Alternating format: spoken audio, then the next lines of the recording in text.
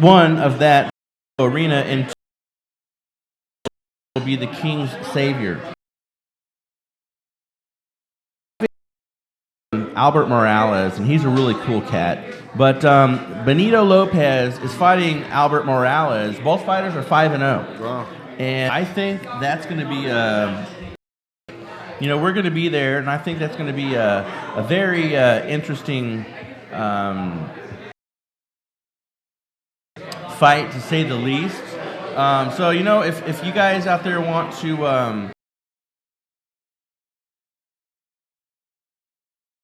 hold the Josh Emmett Facebook, I'll get a hold of Josh, and you can get your tickets directly from.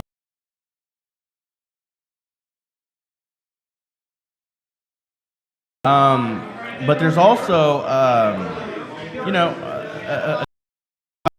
documentaries on, and one of them, he was on the show recently.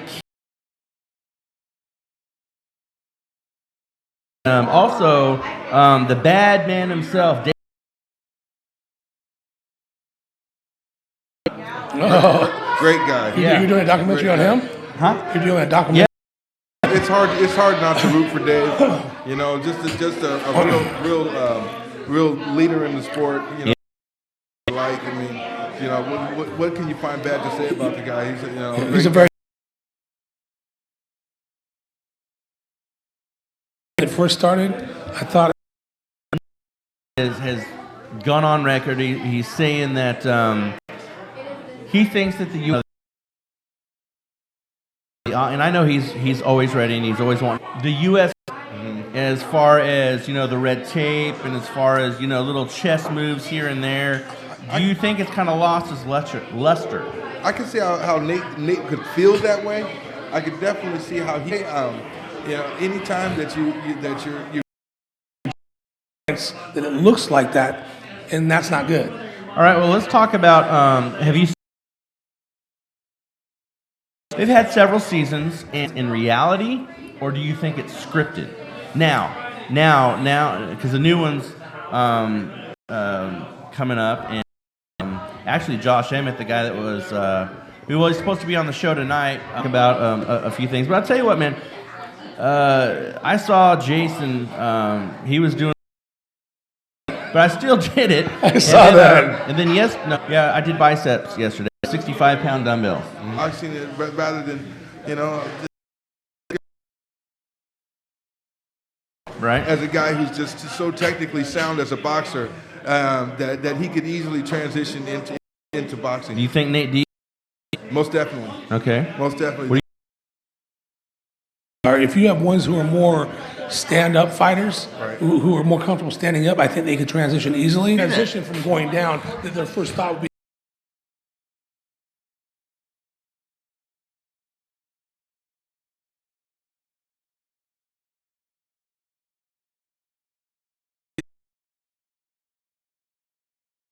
If there was a way for me to keep my own jersey, I would have kept that jersey that I wore. Hey, you know what? I'll even do one better. Mike, if you're watching this, goes to, I'm sure nobody else will be able to outbid him, man. Nah.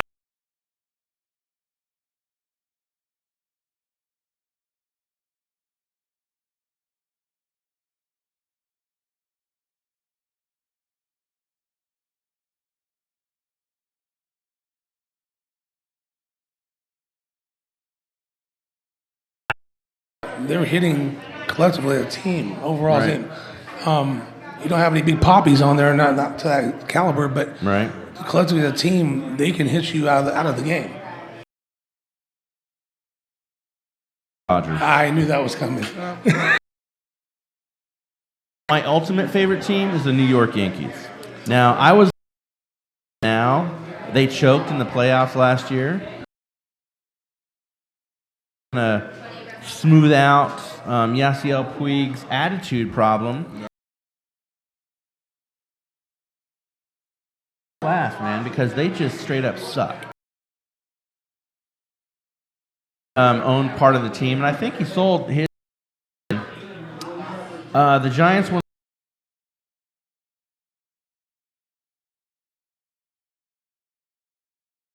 hey, he's like, hey, that's not my sport, but hey, you're local. Who's your football team? Pittsburgh Steelers. Okay. All There right. is only one team. All right. How about that? All right, George, go get yourself a beer. Both the Dodgers and the Giants were started off 2-0, but we'll see how that goes, or even the Yankees and Mets. But who do you think has a better pitching staff, the Dodgers or the on pitching? And I'm going to ask this gentleman right here that's sitting in front of me.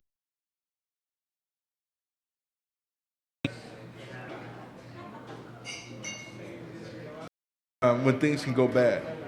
Yeah, they do look really good on paper, but you know they got to hope that they pull it off, because I tell you what, man, if they pull off the World Series.